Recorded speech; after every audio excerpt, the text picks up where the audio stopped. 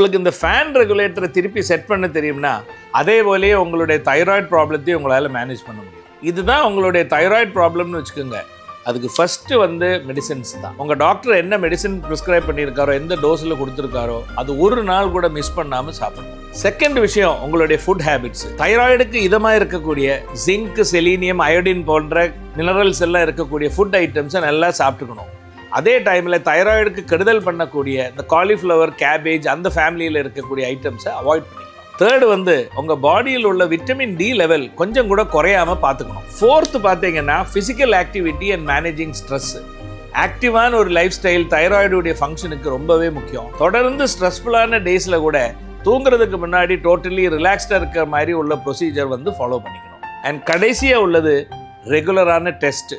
இந்த டாக்டர் சொல்கிற ஃப்ரீக்வன்சியில் உங்களுடைய தைராய்டு ஃபங்க்ஷன் டெஸ்ட் எடுத்து அந்த டோசேஜ் டாக்டருக்கு அட்ஜஸ்ட் பண்ணுறதுக்கு அவர் எவ்வளோ நாள் கழித்து வர சொல்கிறாங்களோ அந்த டைமில் கரெக்டாக டாக்டர்கிட்ட திரும்பி போய் ஆகணும். அதனால தான் சொல்கிறேன்,